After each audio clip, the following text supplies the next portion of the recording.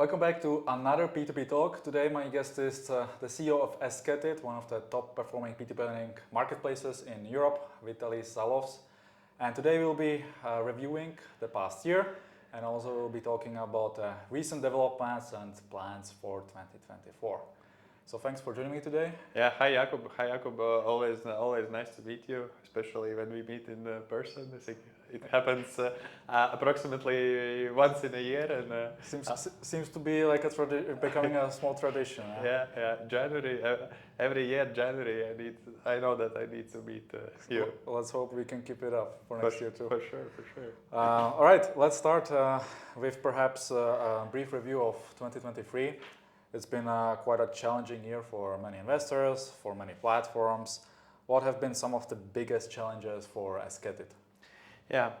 In a way, my answer maybe is not that interesting because my answer is that we didn't have, I would say, big challenges, but I think it's a good thing for investors that they didn't need to face too much of something for something to be called a challenge. But of course, if we want find something and if we want to talk about something, I would say the two things were supply. Sometimes maybe there were not enough supply for investors, so that's maybe the thing that we didn't like, just because maybe investors are not that happy in such a moments.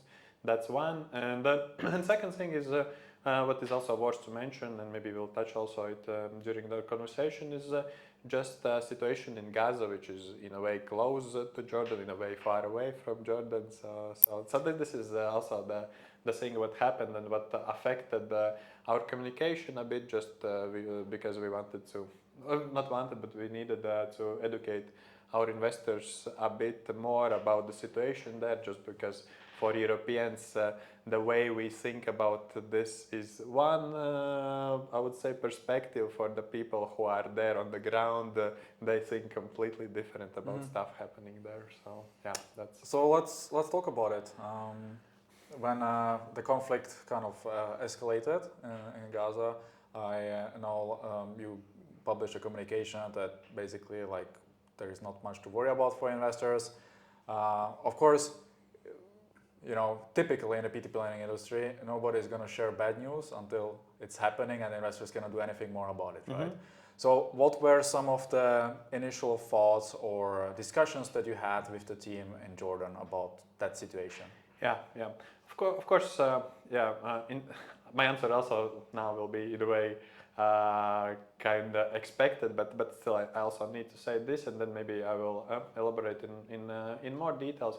So expected answer is that of course we were following more closely to the situation, and this is nothing specific, and then when we were following the situation more closely, we just saw exactly the same what we were communicating to investors, that no changes are there from the perspective of repayments and things like that. There was one very specific things affecting repayments, and I will tell what it was a bit later. So yeah, we were following the situation, but at the same time, when we were starting or our shareholders were starting this business in that region, they were already aware of the things happening in the region. And as I said, for the people who are living in Jordan, like conflicts happening between Israel and Gaza, that's a thing what happens there, I would say. I don't know. Of course, we can check in history books exactly, but it's something is happening there every 5 years, every 10 years. In some of the periods, those happenings are bigger, some happenings are smaller. Of course, this was a huge thing what's happened, and it's not it couldn't be compared with maybe smaller conflicts that they have been having historically. But still, at the same time, it was nothing very specific for them, just because it's happening all the time. And at the same time, also Jordan is one of the most peaceful countries there in the region, and they usually tend to and they have also managed to usually find some political solutions in cooperation with all the countries around them. So that's why, from such a perspective, there was really no effect on the business. And the thing that I mentioned that was a bit specific is that in the first days after the conflict, we saw that repayments of military and police people taking loan from us were a bit worse, just because most probably they were focused on the work on the first days, and they just couldn't find time to go and repay their loans. But they managed to do it after a few days when things at their workplaces most probably got not that let's say stressed, and when their job was done in that front. So yeah, that's what I can say. Maybe you have some additional top questions, because I told a lot, and then there are definitely some. Yeah. So my follow up would be, investors have a lot of experience now with investing in regions which turn into a war zone, like we have seen in Ukraine, and investors know what happened then. A lot of the funds were locked. Some were already repaid, some still are pending. What would happen in the case where the conflict in Gaza would expand beyond the regions that now it's in? Yeah, of course, it's an understandable question. And here, of course, I wouldn't be lying. Most probably, if there would be war in Jordan, most probably, or not even most probably, but for sure, things would be also affecting the loans and their repayments, and if that would be affecting that also, most probably it would be affecting also our investors, and then they would see some repayments not being done and all that, and most probably we would need to also turn on some pending payments functionality on our platform and things like that. But yeah, all this is currently highly unlikely, but of course at the same time I wouldn't be lying that in such situations it would be possible to continue to repay loans in the manner as it is happening currently for the last 3 years when Jordan is on our platform, when everything is good and all the risks are manageable. But of course, war is always a force majeure in a way in most of the agreements, and that would be also the case that investors would be affected. But has there been any adjustment in risk management since the conflict started? yeah, I would say no, or mostly no, just because of those things that I have already told, that there haven't been any changes in how the people there are repaying their loans, and the payment discipline is still, I would say, not even good, but it's very good. We have, I think, already been talking about that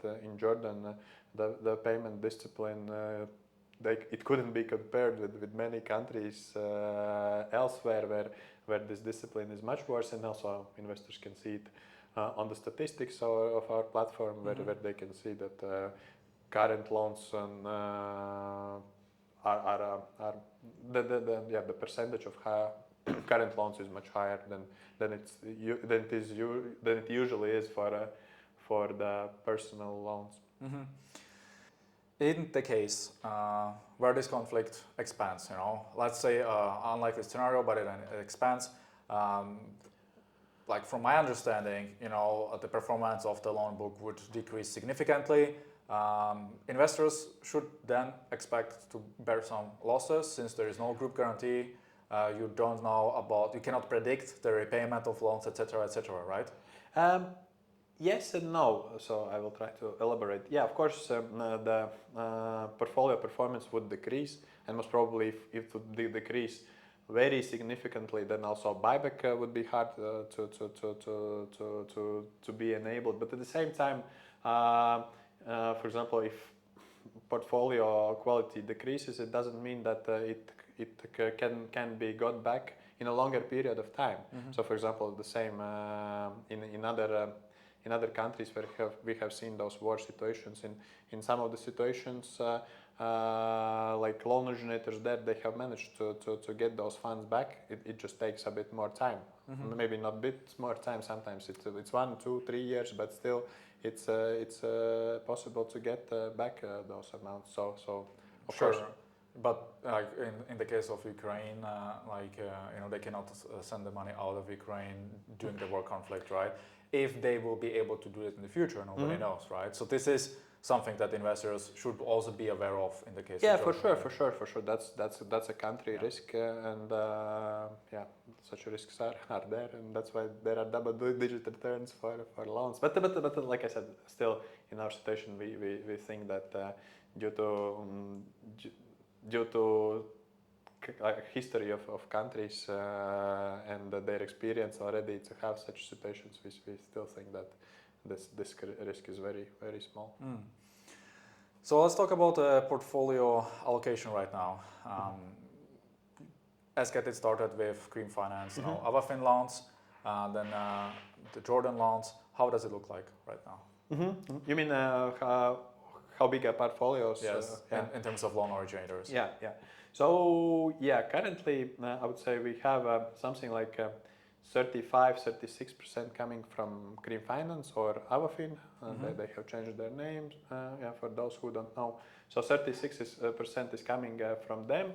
I would say, as investors most probably already know, during the last year we have onboarded some of the not related loan originators, and by that I mean loan originators where our shareholders are not at the cap table. So from such a loan originators, there are approximately 6-7% of their loans are now from our outstanding portfolio, and all remaining is for the Jordan loan. So it's a bit more than 50%. I would say something like 55 to be more precise. So that's current structure of our portfolio. Yeah, but most probably it will change this year because in December we added a loan originator which is called Utopia, who issued those music royalties loans, and we see that during this year they will be able to significantly grow their outstanding amount on the Esketit platform, and then most probably this will be much different. Yeah. Let's talk about Utopia a bit later. First, I would like to know what's the current situation with AvaFin. Are we going to see higher running volumes on the platform or lower? Yeah, I would say with AvaFin everything is very good.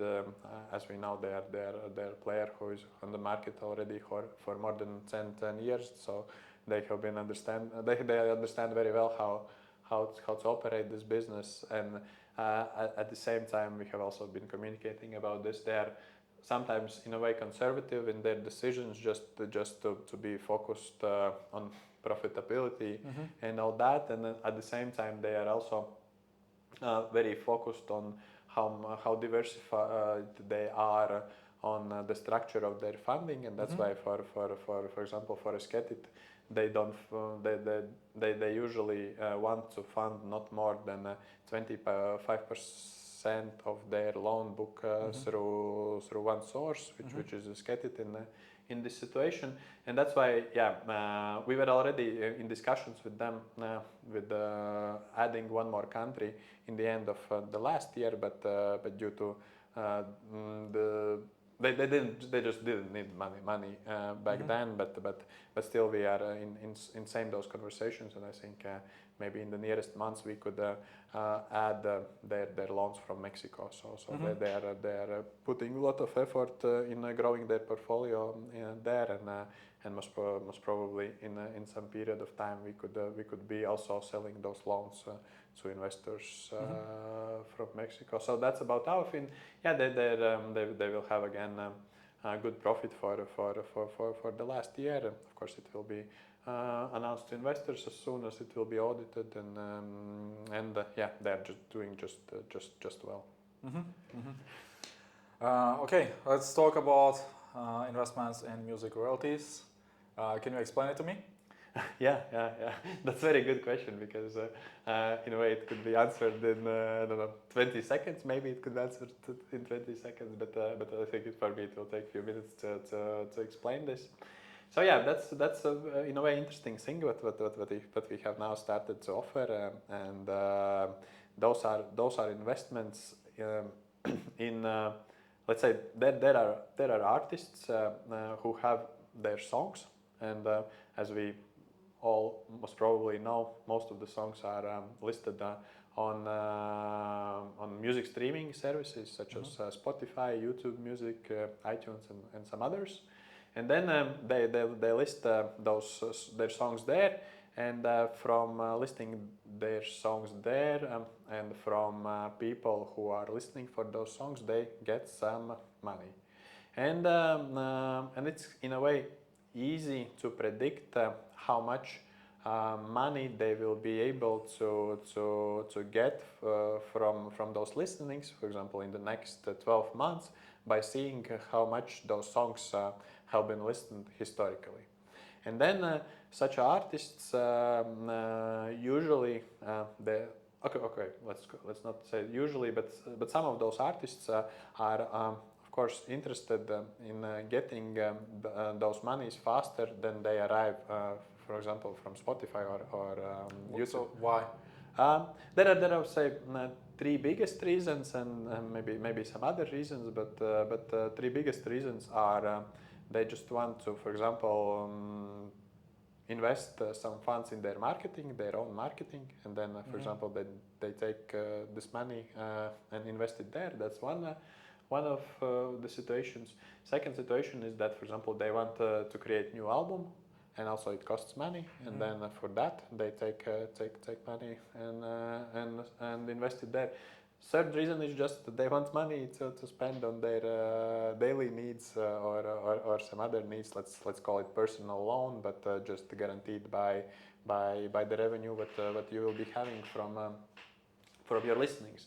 So those are three main reasons, and then they take and as I started to explain, it's possible to forecast how much you will be getting from them, and by possibility to forecast, you can understand how much you can issue them as this advance or loan, and yeah. So, I mean, it's pretty easy to understand personal loans, payday loans. Like investors are quite educated about how it works. People just borrowing money for short term with high interest rates to fulfill their consumer needs, right? With artists, this kind of industry becomes way narrower, right? So there's not so many artists as people who would be taking personal loans, no? Yeah, in a way, maybe by first thoughts we can think like that, but also we know that this industry is $1 trillion huge. So at the same time, of course, maybe it's something new for us because we haven't heard about this before, but it's something what has been already there for ages. Just historically, that segment was mainly served by special funds who were kind of focused on issuing such a type of loans, or those industry insiders who kind of understood that this is the place where they can issue such a type of loans and get some profit. But yeah, it's not small industry, and especially for the loans that are being listed on Esketit platform, those loans or those advances are issued to artists in US and UK. Okay, UK is maybe a bit closer for us, and we can understand what's happening there in music market. In US, of course, we also know all the biggest artists from there, but there are also a lot of artists who are, I would say, let's call them mid-size artists, who are maybe not millionaires and billionaires, but at the same time their songs are also listened, maybe not that much as it happens with the biggest artists, and that's why the market is definitely there. So if an artist that is, let's say, successful and has some track record, goes to the bank and says, "Oh, I would like to have a cash advance to pay my next album or cover some expenses for marketing," they don't have the opportunity to do that? You mean going to bank to get a loan without putting collateral on their songs as it is being done with the Esketit model, or? I don't know. Like, do successful artists have some kind of assets they could put as collateral or not? I believe they probably have. Yeah, I think it very much depends. In this situation, for example, what we are having now with our service provider, which is Utopia, the company from Switzerland, they have just made it in a way that artists at the same place where they can manage distribution of their music, that's the same place where they can take this loan. So that's why it's kind of in a way easier for them to manage this all. They don't need to separately go to the bank to take a loan. They can do it from the same self-service portal where they are managing I don't know, statistics and distribution of their music at the same place where they already see how much they could get in such a loan, and that's why it's just simpler. Let's say it like that, and then of course. Also, maybe those are very specific situations. Sometimes maybe you have already taken loans from your bank and your bank is not giving you more, but in this situation you can get. And here, your personal liability is less important just because there is this collateral. Like for personal loans, in most of the situations there is no collateral. There is just people's guarantee that they will repay. But you don't have anything what to take. But here it's completely different because you have this song in a way as a collateral, and just all the future payments for your songs up to amount that you have taken. That part of money you can get as this advance, and that's why it's a bit different. So let's talk about Utopia. What's Utopia's role? Generally for the artists, but also for Esketit. Yeah. I think one important detail to add here is what I haven't mentioned so far is that here in all the process we are cooperating also with the company from Switzerland which is called I2 Invest, and those are guys who have been historically investing in different marketplaces in Europe, in the loans and this setup for investing in those loans were mainly created by them, and they are also helping us with managing risks here and doing things like that.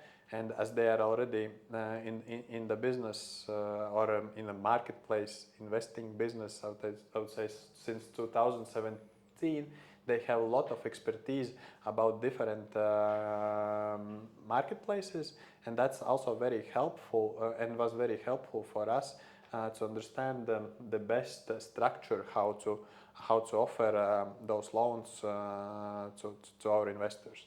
And so you already mentioned there is a company called Utopia, but there is also a company actually called Lyric that belongs to Utopia. They have acquired them historically, and the company called Lyric is the company who issues those loans because they have kind of special entity for issuing those loans. Okay, let's try to slow down and break it down a little bit. So, from my understanding, Utopia is as a partner of the artist. The artist goes to Utopia. Utopia is the distributor of the music, meaning the music will be distributed to Spotify, to iTunes, and the revenue that comes from those two platforms comes into Utopia, and then it gets paid out to the artists. There is at least one additional service provider in the scheme, which is special companies that work on collecting those payments from those streaming services. So, for example, in our current setup, the company that does it's called TuneCore. But there are plenty of other companies that are doing that, and in the future also for some artists we would need to most probably use also some other collectors for that, and those collectors, they are responsible for following collection process and to collect. For example, artist has taken advance of 10,000 euros. So those companies, they follow that you get your 10,000 euros back, and then all the remaining money starts to again go to the artist directly. That's TuneCore? Yeah. That's the job of TuneCore? Yeah. In the case where there is a cash advance?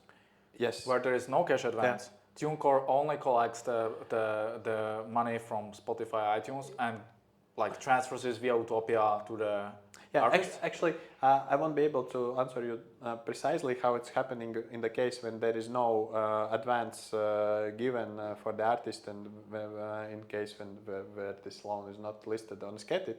But I guess it is like that. But I won't. I can't confirm it currently, because I'm such specifics in situations when those advances are not coming to Esketit. I don't know. But yeah, this is this. But also in our situation, maybe to make it more in a way more difficult, but also to explain a bit later, we have also set up with the help of I2 group. We have also set up special SPV in Liechtenstein. And it is set up there for the purpose that all the loans which are listed on the Esketit platform, they are in the end assigned to this special SPV, and this is done to kind of protect investors' money even more, because all the loans which are listed on the Esketit platform there in the end are assigned away from Utopia and Lyric main entities to this special entity SPV, or special purpose vehicle. So and then all those loans which are assigned there, we can see all the repayments which are being done for those loans, and we can very well control the cash flow, what is coming from those loans.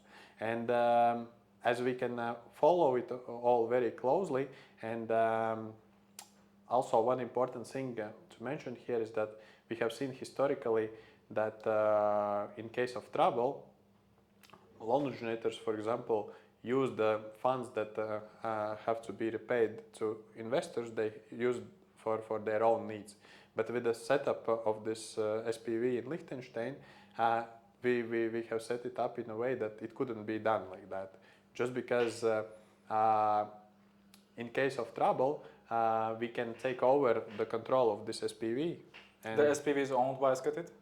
No, it's not owned by Esketit. It's owned by, currently it's owned by Utopia, but there is special agreements in place that, and there is also, if I remember correctly, the correct way how to call it, there is special trustee or special person in Liechtenstein who is assigned by I2, who can manage those things. Because in Liechtenstein there is a very special situation from perspective that for such a needs you can, like, I think, use only Liechtenstein people to do that, and there are guys whose business is to do such things. And that's why with those agreements that we are having there in place, we can take over those the control of this SPV, I would say, in a few weeks.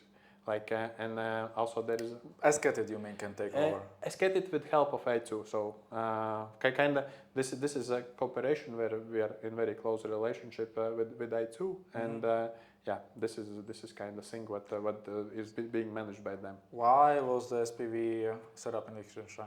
Yeah, just because I2 invest guys, they are from Switzerland, and they understand the legislation about such things very well. And Liechtenstein, yeah, I think it's in a way famous country for setting up special structures for safety for investments, and that's why Liechtenstein was chosen, just because they have very good legislation for such a type of setups.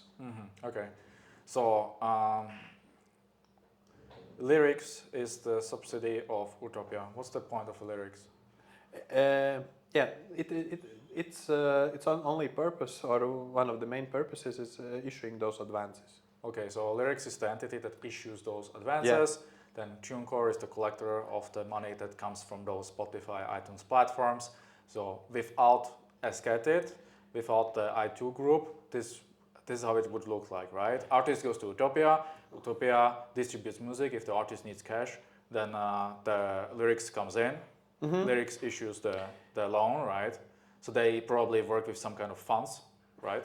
Yeah, also I think one important thing to add is that it could also happen in opposite way that, for example, those artists can first of all find the lyric and then just ask those advances from them, but I think it doesn't change a lot. But historically, Utopia have been kind of very successful startup in Switzerland, and they have raised a lot of funding from different VCs and angel investors historically and all that, and that's why historically they were funding all those loans from their balance sheet. So what's changing now? Yeah, and now that you mean from perspective of funding the loan? Exactly. Why Esketit is needed in order to continue funding the cash advances? Yeah, I would say that that's just a normal thing for any loan originator, even for example, all the personal loan originators that we all know. Usually, when you start business, you have your own equity. You just put it in and start working in some of the countries or with some specific loan types. And when you see that the business is there, you always are looking to attract some money from outside to kind of be able to scale this or even on even bigger amounts. And also, for example, all those usually you attract VC money and such a type of money to kind of increase the speed of like growing your company, but usually not to grow your loan book from such a money. Okay, understood. So, and what's the role of I2? Why do they need to be involved? You could also just be going like Esketit goes to Lyrics and say, look, you can be the loan originator and we will just send you the funds from investors. Yeah. So in this situation, we saw that it will be much better for our investors in terms of protecting their interests, just because I too have all this experience with setting up such a structures as they have set up here. So we can, I think, call this such a type of structure a structure that usually institutional investors or investors like family offices are usually using such a type of structures when they are investing in some lenders. But now we have, with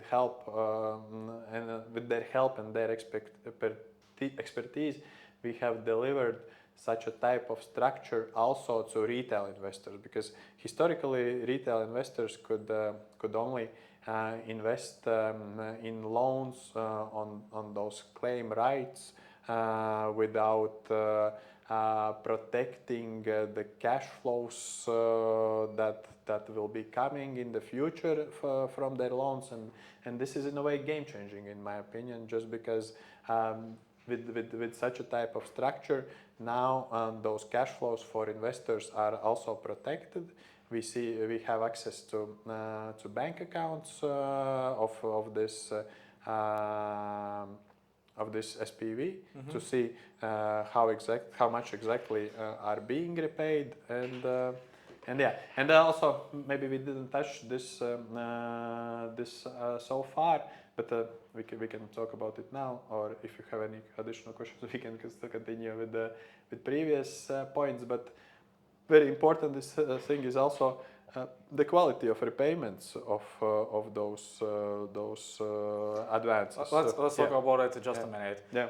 Just to clarify, so basically the revenue generating platforms such as iTunes or Spotify pay money through to the collector, like company, TuneCore in that case, and that those payments go then directly into the SPV. Yes.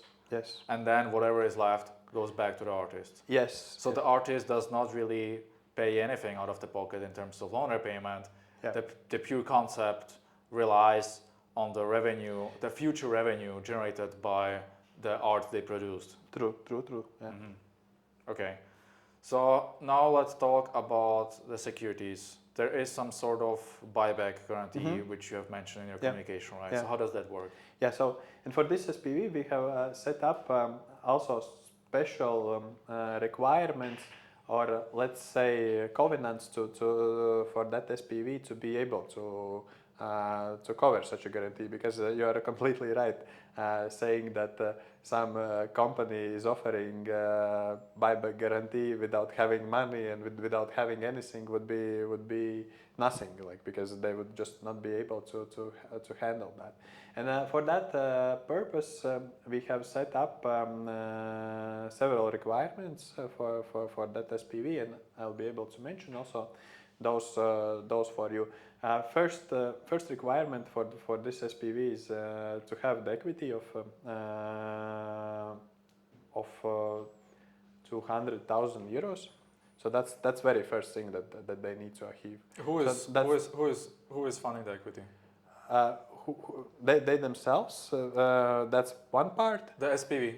No, Utopia. Utopia. Yeah, okay. yeah. That's first thing, and then second part of equity is being funded by loans that they have sold through Esketit. For example, I don't know. Let's say there are 200,000 of equity. Because it's just one of the steps in the equity they need to achieve. I will tell about also the next ones. For example, now they have. It's not a secret. They have sold 1.4 million euros already through Esketit.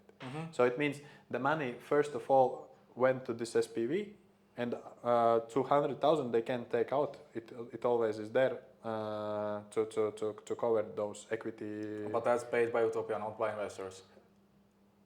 It's in a way currently funded by Esketit investors. But this money is not repaid to Utopia. So that's why it definitely could be counted as such, just because they can't touch this money. So investors are not really investing in single loans in that case? They are, and I will tell also in the future why it is so. So that's first requirement. So hard equity of that amount. Then also there is next part in that requirement, which is much more important, is that they also need to keep 10% of the funded volumes also in that SPV. That means that, for example, it's like we can call it as a skin in the game on the other platforms, or also an Esketit platform for other loans. We are having skin in the game. So it means that 10% of what's funded, it always stays in this SPV. It means that this money can be used by Utopia for their business needs, or for their needs of future loan issuing. So that's and I would say that this is the most important thing in all this setup, just because we know that historically, like default rate for all what Utopia has been doing so far, not Utopia but Lyric has been doing so far in issuing those advances, that this default rate have been smaller than 1.55%. And even though, of course, those loans are defaulted and they are counted in their balance sheet as defaulted and all that, still even those loans which are kind of counted defaulted, they continue to generate some payments. Of course, as we understand, if those loans are defaulted, they generate less than it was expected initially, but still they continue to generate. And even that 1.5%, which is not paid in 1 year after the maturity date, even that money, those songs will generate some repayments in the future. And that's why, as we know that the default rate is 1.5%, but they always need to keep 10% in this SPV. But the 10% is initially funded for investors, right? It's not.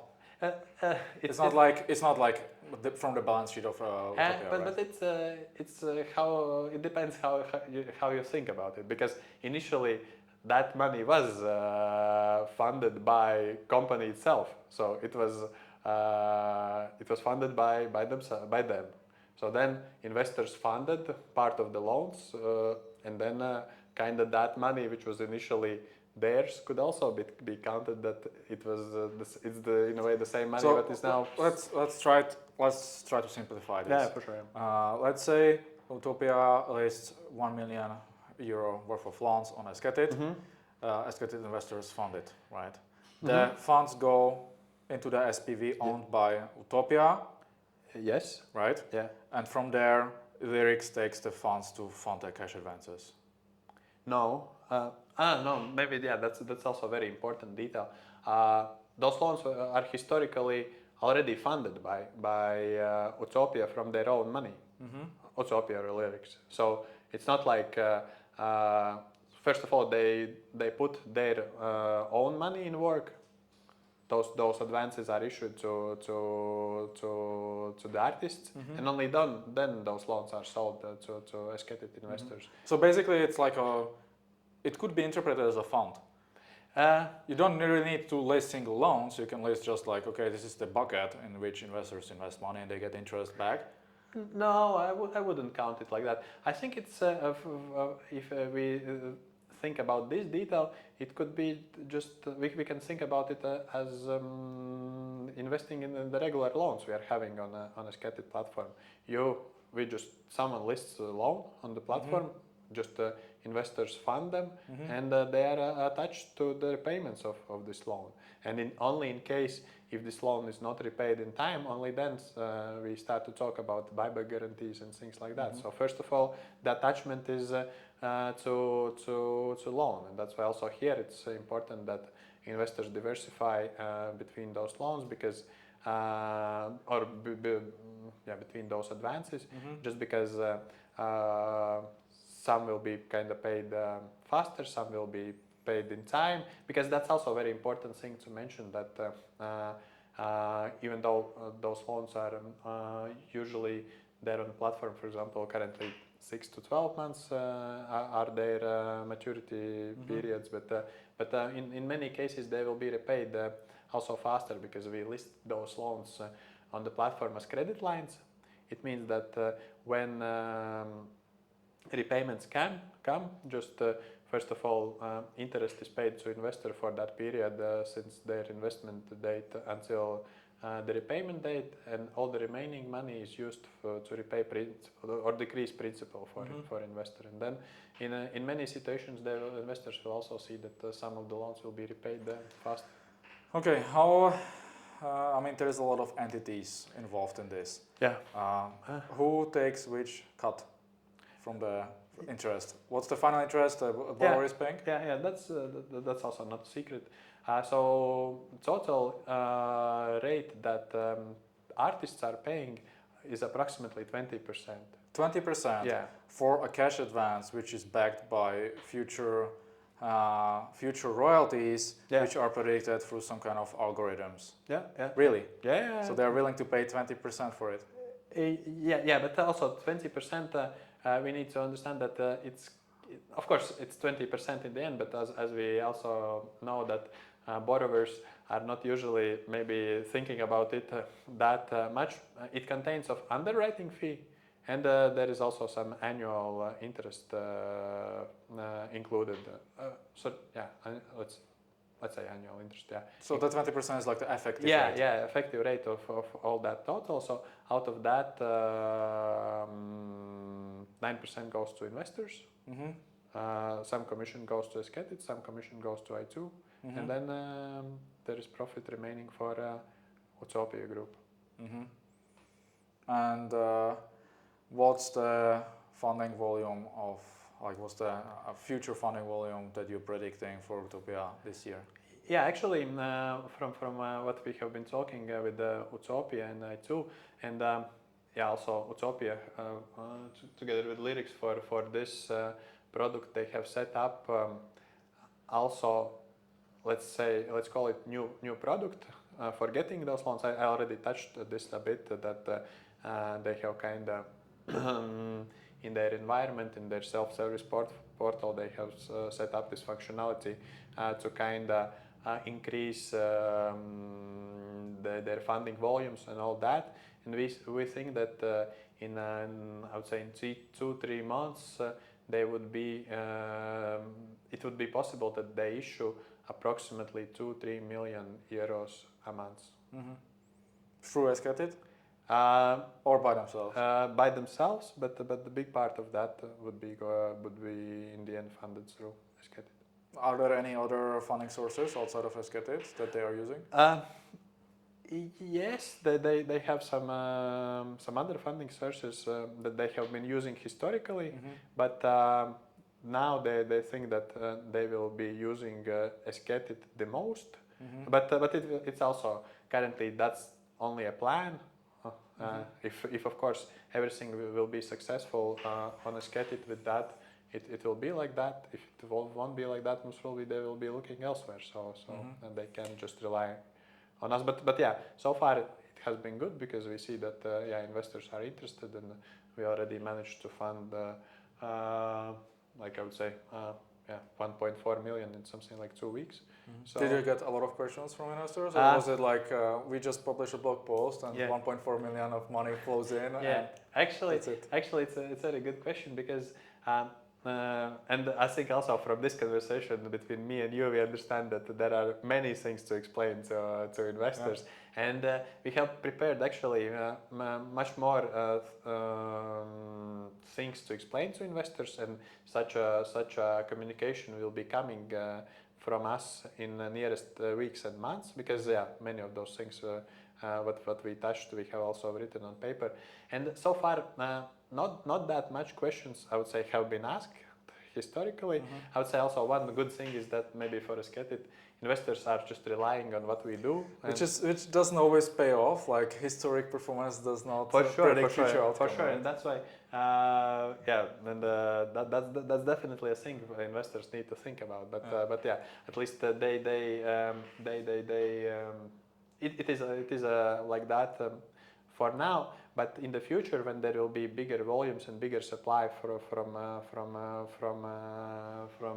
that loan originator, we will be also explaining this more and more to investors.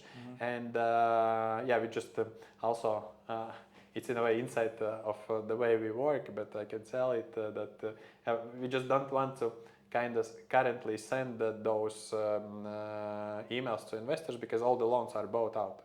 And the investors would just read, but they would not be having loans where to invest in. As soon as loans will be again backed for selling, and maybe on the day when this video will be going out, it will be again, supply will be again there, because this week it should be back again, and then again we'll be communicating more about this with investors. I mean, that's a good problem to have for Esketit. On the other hand, I mean, there is of course risk involved. So in the case of Utopia, I have a few questions. Who does the vetting of the artists, like the due diligence process, and what are the requirements that they would consider somebody to take a cash advance?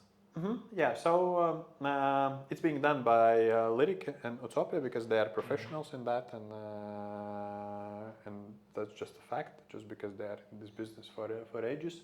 And I think also very important thing to keep in mind here is that also they do kind of two type of advances for the artists, and those are advances, let's say, advances which are smaller than 50,000, they call them small ones, and they issue such type of advances usually for 4 to 6 months. So this means that still, I think, even though those advances are small, artists are not that small. Most probably, they can get such a revenue from their songs in such a period. So that's one type of advances that they issue, and they sometimes, but not that often, they issue also advances bigger than 50,000, and then in such a cases also the maturity is a bit longer. What's their artist portfolio look like? Do they usually, like the ones that taking cash advances? Let's start with the first question. They have, let's say, a pool of artists. How many of those artists in percentage-wise take cash advances? I won't be able to answer such a question because they focus to have as much of artists as possible to be with them, but not all of them will. Is the business unit of providing them with loans, is this their main business or no? No, definitely no. So that's just like a side business of their distribution business that they have. Yeah. Okay, do you know how many of those artists who take cash advances are repeat borrowers versus new borrowers? I also won't be able to precisely tell you like that. We have those numbers, but I don't have them in my head. And does Esketit have insights into the borrowers? Do you get some kind of information about them or no? Yeah, we have all the information about them, and it's kind of we have access to that, and this information is being stored by I2 in this setup. Just because also for the guys maybe who don't know, like. And I touched this a bit. I too historically they have been investing their own money and the money of the funds into P2P platforms, and that's why they have also they have their own software to manage such a type of investments and such a type of information to be able to make very good predicted decisions about loans where they invested. So that's why we have we have agreed that this part is being done by them, just because the software that they have let's say produced in those years of their operations is much more powerful to do such a things and to be able to track all those risks what are related to that investment. Do you know how many distribution partners Utopia has? I mean, investors are probably familiar with iTunes and Spotify. Yeah. Are there any other major platforms? I would say the one major which we are not touching, but I think that's one of the most important is YouTube Music. So YouTube Music actually is I think maybe it's not bigger. I think it's number one or number two. So Spotify is number one or number two, and the YouTube Music is then second. So from like an investor's perspective, there is like a huge kind of risk concerned on like those three main platforms, let's say Spotify, YouTube Music, and iTunes. What would happen if one of those companies would go out of business and not be able to pay out the revenue from the artists that had their songs on the platform? Yeah. So but what we also need to keep in mind that for those advances, artists or kind of their songs, they will pay money to back from wherever they are listed. So, for example, if any of those platforms would go out of business, which is also, I think, highly unlikely, but of course it could happen, and there have been some rumors about some platforms not doing that good, maybe historically. But if such a thing could happen, I think I can only imagine that most probably users of platforms that go out of business, they migrate to some other platforms, because people, I think, a lot of people listen music, and they would be willing to continue listen their music elsewhere. So it means that, for example, even though there is I don't know, in 5 years or in 1 year, new streaming service pops up, and I don't know, 80%, let's imagine, like very big size of users migrate to this platform. Even though if the song of that artist is listed on some new platform, even though money paid there also would be coming back to our investors, just because of help of this TuneCore, which is the organization who would be able to manage that. So, realistically speaking, let's say if Spotify goes out of business, and let's say 30% of the artists that take cash advances, they generate revenue from Spotify. That revenue is gone now. Spotify is not paying anything anymore. Yeah. So then those loans kind of default, and investors would need to wait until the revenue is generated from other streaming platforms? Yes, and yeah, that's I would say the risk that we can talk about because yeah, it is as you say, but also at the same time as I said in my prediction that for example if we use Spotify as an example of the company who goes out of business, for example. Spotify goes out of business, but most probably users of the Spotify they would be willing to continue to listen music somewhere else in some different platforms. So, for example, half of that most probably would go to YouTube Music, half of them would go to iTunes, for example, and then most probably that revenue which was previously received through Spotify would be just processed through some other Theoretically.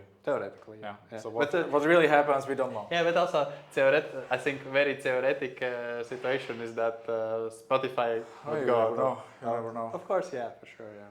Okay, so now we have extensively covered music royalties. I hope so. I hope that the next topic is gonna be faster. Yeah, I think so. Also, maybe I will interrupt you for a second. So yeah, but still, of course, investors have any questions about this after listening this, they can of course ask us directly through our support email or our in Telegram channel. We'll be happy to explain even more if it's needed, and also some numbers which I didn't know by heart. They can also easily ask from us, and we will definitely. You should definitely ask questions because, like, investing blindly into something because just there's no cash drag is not a good idea. For sure. All right. So the latest news, just a couple of days ago, you announced that there is this new investment opportunity, which are investments into defaulted consumer loans, like portfolios of defaulted consumer loans in Spain. Tell me why people would need to invest into this. Yeah. Also, this is a very interesting opportunity. Also, I would say, first of all, from a business perspective, and that's why, as there is business, there is also possibility to pay interest for investors. Yeah. So the business is following that. In Spain, most probably many of us have heard that Spain is a country where the payment discipline is not very low. I will call it not the best. I remember, when was it, 2 years ago when we were in Riga discussing with AvaFin the payment morale in Spain, and back then it was already not very great. Yeah. So it's not the best, but at the same time, loan originators who issue those loans, they have of course priced in their risk models all those things and all that, and also often from a regulatory point of view or from the point of view of their own needs, those companies who issue those loans, when they can't collect those loans for some period of time, they want to kind of get rid of such a loans for them not to be in their balance sheets. And like I said, sometimes it's a regulatory need that you just can't have such a loans. Sometimes there are just they just understand that from all the other loans they have already earned enough for them to be willing to just get rid and sell those loans. And then such a loans they are selling with very high discounts. This is by the case also the situation with AvaFin, right? In the respective countries. In Spain, same thing happening. Defaulted portfolio will be sold with a discount to somebody else. Yeah. And then, of course, on the other side, those companies which are buying those loans, we just call them somebody else. Of course, no one would also be buying your loans if they would not be seeing business in doing that. Sure. Just in their business model, they are flexible from a perspective of the time that they can spend on collecting those loans. And even though, for example, if there are loans issued in Spain, for example, a loan originator couldn't collect those loans in 3 months, but that doesn't mean that you won't be able to collect those loans in 5 years, for example. And if you have priced in this in your business model, then it all makes sense in the end. And then So yeah. So it's a debt collection agency, basically. Yes, but no, but it's even better. Let's say It's better than debt collection. Yeah, it's Okay. it's even better, and yeah, it sounds funny, but I will explain so it will make sense for everyone. So it's not even a debt collection agency, but first of all you buy those loans, and then you give those loans to collect to debt collection agency. Okay. So you don't even need to have your people to do that. And also for debt collection agencies, again, it's very interesting business model, just because they work on success commission. So if they collect, they take their part of the collected money, and all the remaining money is repaid to you. So then in your business model you price in that for example in 5 years you will collect this money. We know from experience that in 2 years you get all your principal back and an approximate amount to be able to pay to investors. So that's why, for example, all those all that product which is now listed on the platform, it is listed with 2 years maturity. So from our predictions, we know that in a bit, even a bit less than 2 years, we are able to. We just put 2 years to have also some safety cushion, let's say it like that. But in 2 years, we will be able to collect to get back what's paid for that. We will be able to pay to get back as much as it's needed to cover interest for investors. And then in all the remaining period, you still have loans to collect. And then in that period, it makes business for the shareholders of the companies that does such a type of business.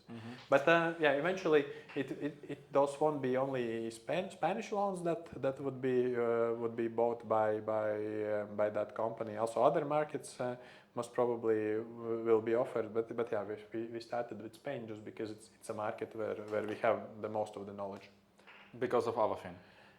Because of many different things. That's one thing is AvaFin, where Matis and Davis are shareholders, but there is one another Matis who is managing this business as director of this business, and he also has experience, a lot of experience with Spain, and that's why this market was. Can you share from which loan originators you will be buying the defaulted portfolios? No. It's on. Can you share the numbers so investors are aware, like where is which part of the business makes what kind of money?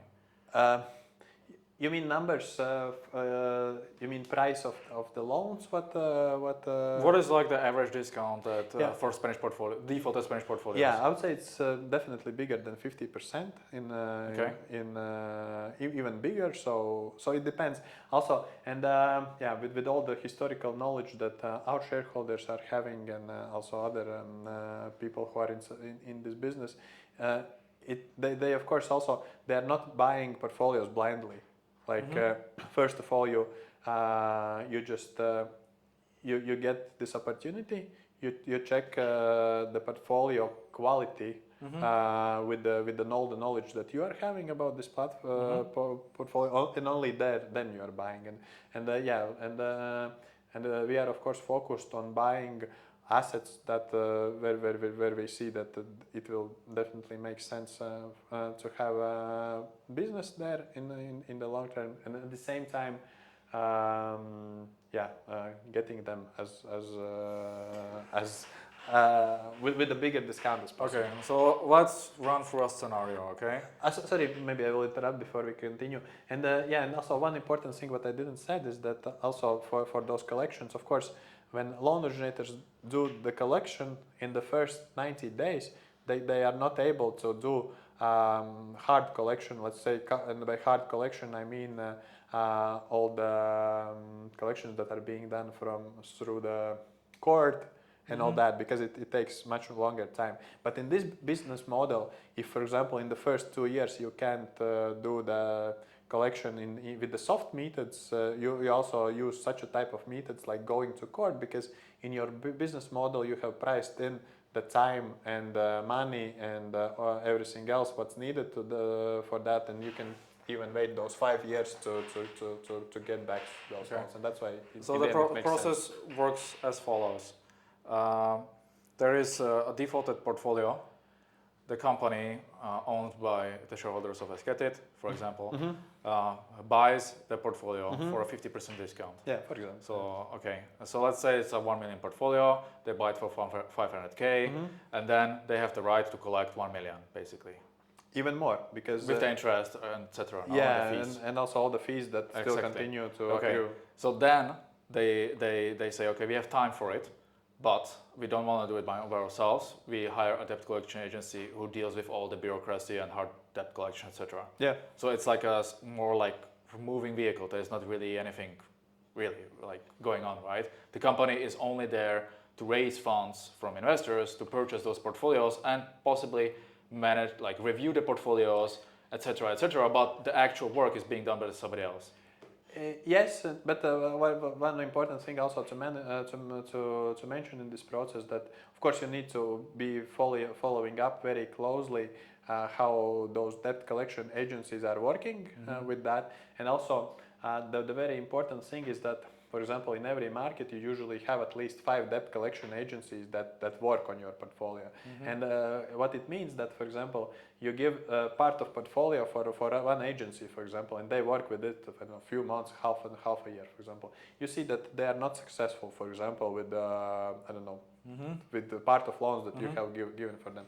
You take those loans back from them, you get to other agency. Maybe that other agency have another way how they work with people and all that, and that's why also this is a tool what is helpful in this business, what is also being used often to be able again to maximize the output that you are getting from this portfolio, and that's why this is okay, it may sound that you don't have too many employees just because you don't need to do collections yourself, but still to manage. You just administratively like work with the portfolio, but the actual like hard collection is done by somebody else. This business that is currently raising funds on Esketit, how long has it been operating now?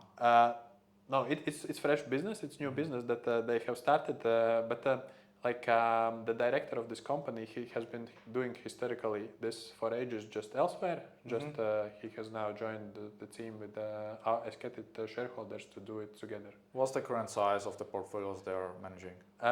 They have just started that, and I would say currently the portfolio size is something like 200,000. 200K. Yeah. Did the 200K, was that already raised through somebody, or it was? Yeah. First of all, of course, it was funded by Esketit shareholders. Okay. So they put some money in order to buy the portfolio, for sure. And now they are offering the opportunity for investors on Esketit to do that. Yeah. What is the interest rates for investors on Esketit? Yeah, for this product we will be offering 12% interest rate. And the term, like the long term, is up to 2 years? Yeah, it will be 2-year product, and specific will be the following, that in first 6 months investors are getting only interest, and then starting from 7th months you start to get also proportional principal if you divide your invested amount by 18, and then that's proportion that you... Okay, so this is done so the company can buy themselves some time in order to start collecting some money. Yeah, just because they would not be able to pay the principal right away. Yeah, true. Okay, in terms of liquidity, okay, let's say an investor invests, I don't know, 1,000 euro into this product, and in 3 months they want to liquidate their portfolio. They invested through the diversified strategy. And then they can just liquidate it, or how does it work? The thing is that we do like that usually with all the companies, and we have done it also the same here. So first batch we usually launch without putting something under diversified strategy. We usually launch some product, we set some date when we will add it to diversified strategy, and only then it's added. So first batch was fully sold out without putting it under diversified strategy. That means that those loans investors would be able to sell only through secondary market. How big was that first? 150,000. Okay. Was it after you published the blog post? No. It was like right after, because we do it. We don't usually list something new without notifying. So we do it same day, same. Did people ask questions for this one or no? Not yet. I think not at least. I haven't seen that much.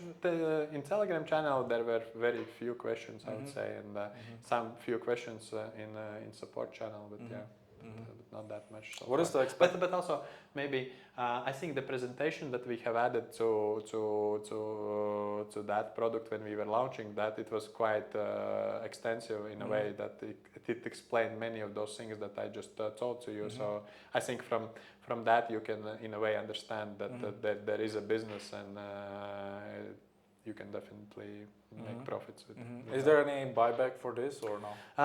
There is a buyback from company itself who manages that.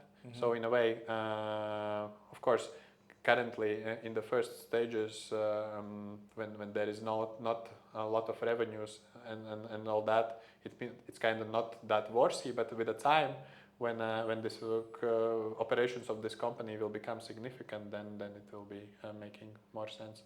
So there's going to be like some kind of protection fund or?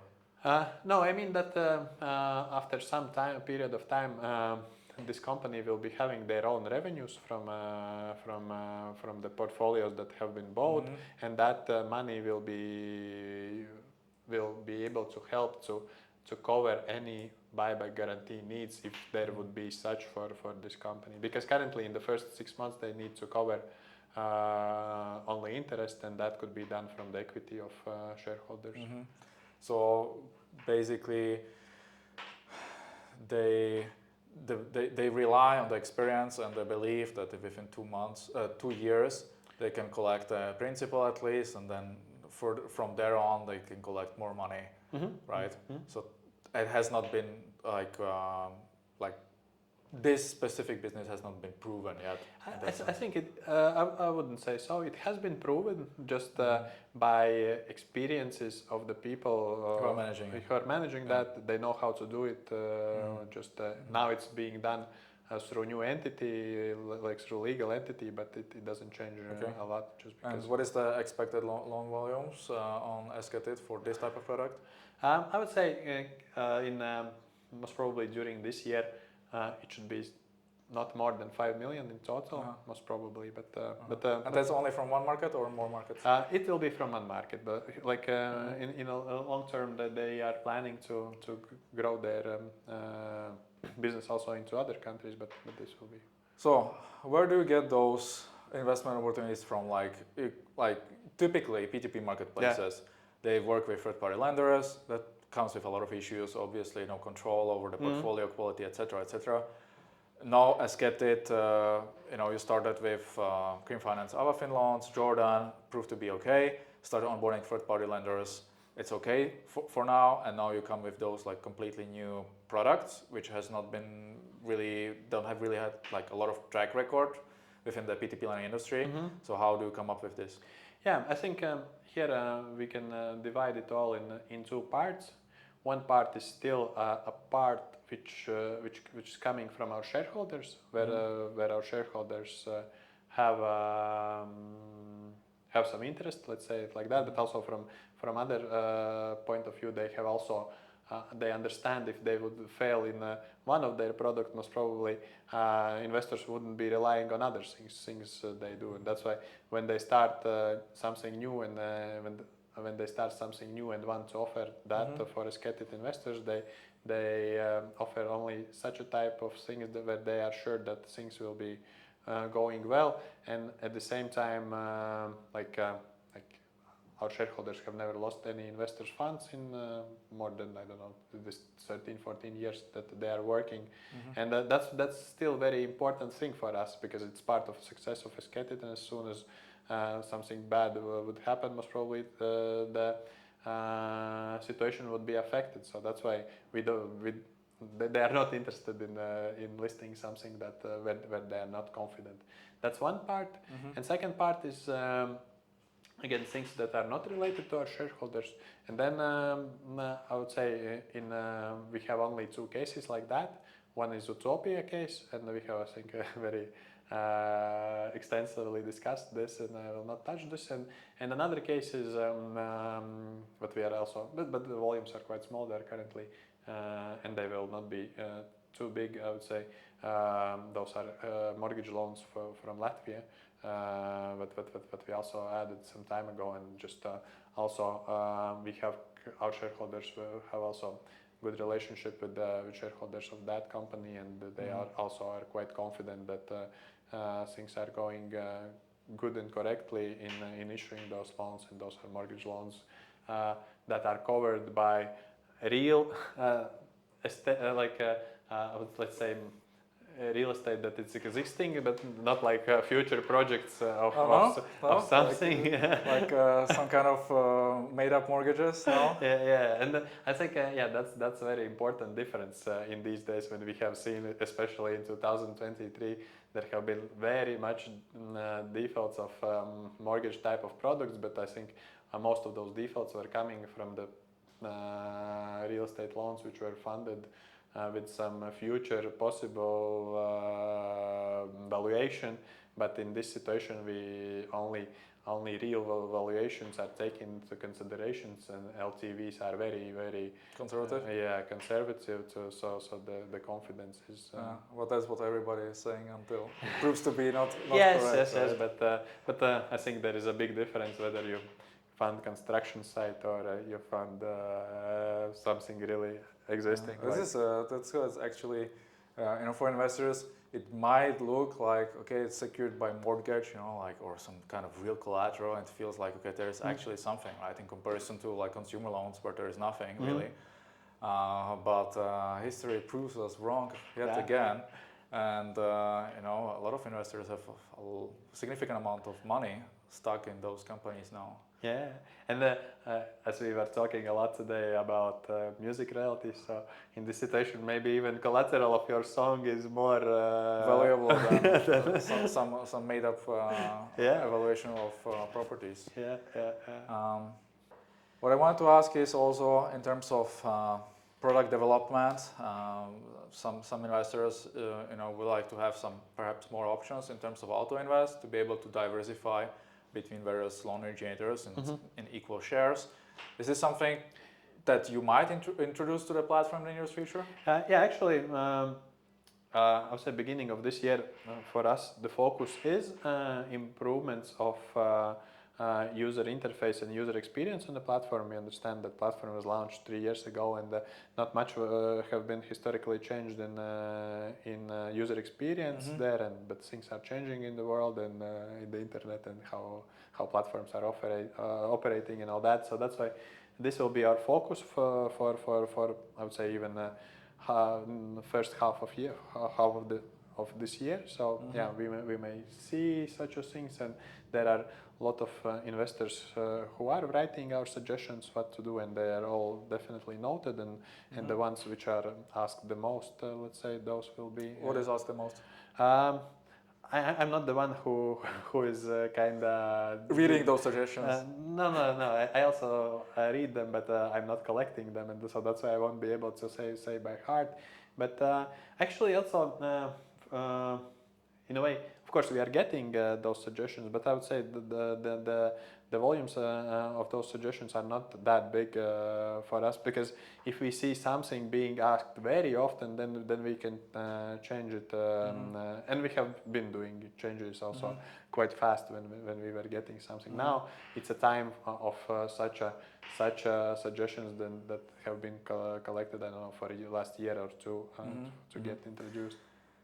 Maybe let's wrap up the interview with a question related to risk and reward ratio. Most of the top performing platforms on the market, they started decreasing the interest rates because they cannot meet the demand for investments from investors. Yet Esketit has still double-digit returns, and you guys also offer investments in products which differ quite a bit when it comes to the risk, right? So what is something that investors should be expecting this year? Are you planning to decrease the interest rates or increase it? What's the plan? I think Currently, we have only one thing that will most probably come up in the nearest months, most probably. So there will be most probably a change for Jordan loans. But we also kind of want to